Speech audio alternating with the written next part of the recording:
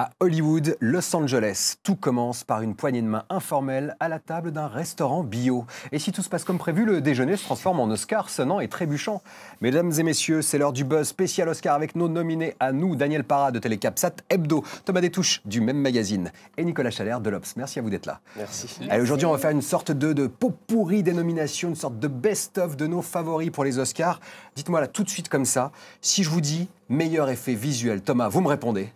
Je te répondrai, c'est une bonne question. Allez, les nommés, c'est le livre de la jungle. Deepwater, Doctor Strange, le livre de la jungle, Rogue One ou Kubo et l'armure magique. Non, c'est vrai, d'animation. tu m'as bien eu, c'est le livre de la jungle. Pourquoi? Parce que c'est, à mon avis, les effets spéciaux les plus réussis, mais surtout les plus incarnés d'une certaine manière dans toute cette liste. Les autres n'ont pas à démériter, mais le livre de la jungle a très beau film, oui, le livre de la jungle, vraiment. Poussé le curseur, vraiment. Ouais, un beau remake, quoi. Hein. Je pense qu'il...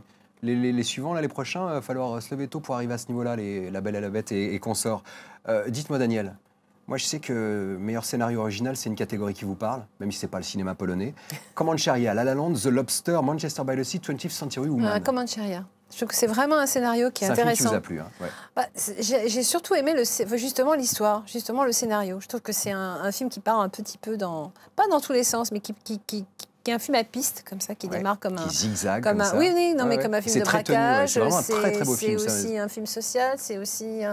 ça part vraiment, et je trouve que le scénariste est très intéressant. C'est d'ailleurs le scénariste, si je ne me trompe pas, c'est Taylor Sheridan, le scénariste de Sicario. Et j'aime beaucoup, justement, les changements de ton du film. Voilà, donc c'est mon petit préféré. Comancheria, très bon même choix, si le très film bon choix. voilà, je ne voterai pas pour le voilà. Ouais, j'ai une catégorie un peu chouchou, parce qu'il y a une chouchou dans cette catégorie, c'est meilleure actrice dans un second rôle. Nicolas, je vais vous demander votre avis. Viola Davis dans Fences, Naomi Harris pour Moonlight, Nicole Kidman dans Lion, Octavia Spencer dans Les Figures de l'ombre ou Michelle Williams dans Manchester by the Sea. Moi, j'ai beaucoup aimé Fences, et alors Viola Davis qui a pris le Golden Globe déjà de la meilleure actrice. Elle est prodigieuse dans Fences, elle était déjà prodigieuse à Broadway quand elle jouait la pièce dont le film est tiré.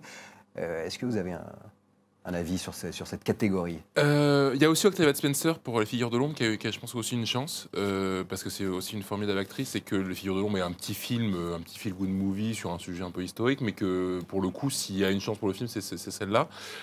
Moi, je trouve que Michelle Williams, elle a 3 scènes dans Manchester by the Sea, mais elles sont ravageuses. Donc... je pense on va dire que c'est l'outsider.